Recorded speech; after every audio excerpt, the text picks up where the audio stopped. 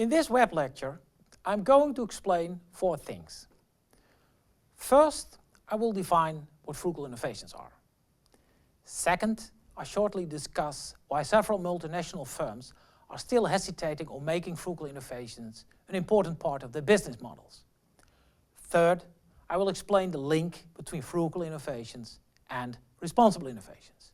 And finally, I shortly pay attention to the TEMO project on frugal weather stations in Africa to apply some of the ideas as presented. So let's go to the first topic. What are frugal innovations? Frugal innovations are innovations with reduced complexity and costs aimed at serving the needs of the 4 billion people that have to live from less than $2 a day, the so-called bottom of the pyramid. Generally, we can distinguish 2 versions of frugal innovations. The first one is an existing technical product, service, or system that is stripped from its luxury attributes, but its basic technical functionalities remain intact in order to guarantee the quality of its workings. Without these luxury attributes, prices go down dramatically, and hence the product or system is affordable for low-income groups in developing countries. An example is the $25 smartphone by Mozilla. This cell phone is targeted at low-income users in developing countries, in particular the Indonesian and Indian markets. The second version is creating or redesigning technical products or systems that are demanded by potential customers, such as a frugal thermometer. This is a thermometer developed in the Center for Frugal Innovations in Africa, which is a collaboration between Leiden University, Delft University of Technology, and Erasmus University Rotterdam. The thermometer has specific characteristics such that analphabetic people are able to use it in a responsible way. For example, the body temperature can be measured by holding a scan to the forehead. The temperature can be read in colors. Red means go to the physician, green means everything is fine. We now arrive at our second topic: misconceptions with regard to development and production of frugal innovations. Many Western multinational firms seem to show a number of strategic misconceptions with regard to the development and production of frugal innovations. I will mention 3 of them here. First, they believe that limited purchasing power of bottom-of-the-pyramid consumers cannot be translated in profitable opportunities due to low prices. Second, they think that no room exists for high-technology firms in bottom-of-the-pyramid markets, as customers in these markets use simple products that are produced with simple, low-technology production processes. And third, they are afraid that serving bottom-of-the-pyramid markets is considered as exploitation of the poor. But the world has changed in the last 25 years due to globalization and liberalization of international trade and capital flows. Particularly, the high growth rates in emerging markets in the last 2.5 decades have led to a new layer of customers that exert new demand. In these countries, the number of people belonging to the middle classes is increasing. At the same time, still some 4 billion potential customers are in the bottom of the pyramid, who are mainly living in India, Indonesia, and sub-Saharan Africa, as you can see on the map. This is more than half of the world population.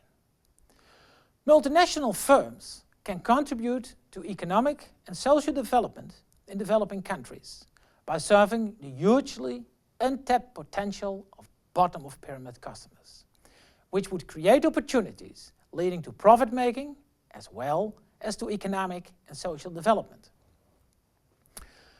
One channel along which economic development can be stimulated is that frugal innovations for these customers have the potential to change the unorganized and fragmented local markets into an organized private sector market where, in the future, products can be supplied at much lower prices than today. An example of multinational firms providing frugal innovations to bottom-of-pyramid markets is General Electric Healthcare, with a portable electrocardiogram for use in rural areas in India. These rural areas are characterized by lack of electricity, scarcity of trained medical personnel, and poverty. The portable electrocardiograms cost $1,000, which is a tenth of the price for electrocardiograms developed for the US market.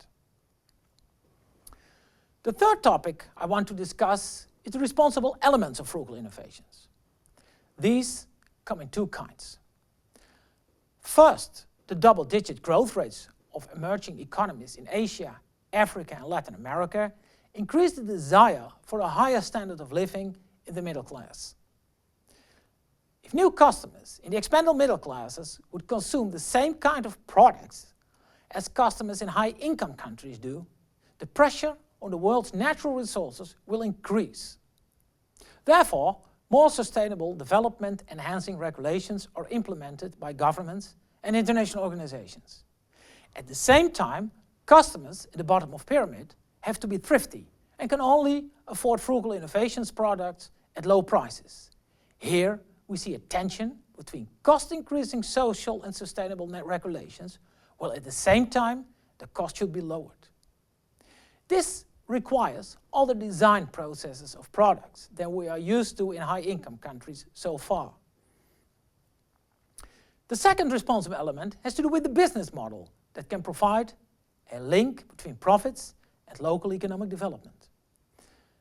Traditional product management has a product-centric approach.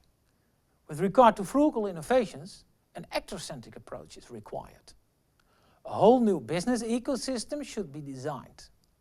Such an ecosystem means that the innovating firm should collaborate with external partners, such as governments, non-governmental organizations, and in particular, local entrepreneurs. The local entrepreneurs can be very important for two reasons. First, they can be a clear distribution channel of frugal innovations, which is particularly relevant for customers in the bottom of the pyramid, as many of them live in remote areas. Second, they are much closer to the cultural and local preferences of the potential customers and hence provide an important input in the early phases of the design process done in the innovating firm. The last issue I would like to talk about is the case of the thermo frugal weather stations, as explained by Professor van der Giessen. The thermo project on weather stations is a frugal innovation, as it is a simple concept using high technology sensors in weather stations, supplied at relatively low prices. The original goal of the frugal weather stations is getting weather and water data. It is a simple, stripped version of an existing product, weather stations as we know them, but using sensor technology in order to achieve frugality. At the same time, scaling up is an important issue and an appropriate business model is required. Now it becomes relevant to know who the potential users of these data are and how they can be supplied. An example of a potential user group consists of farmers who can use the information for taking business decisions on, for instance, when to seed crops. Also, insurance companies are interested in these data as they provide them with better estimates on crop failure, which is information they need for the crop insurances they sell.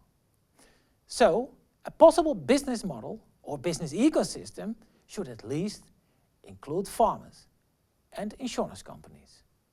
Thank you for your attention.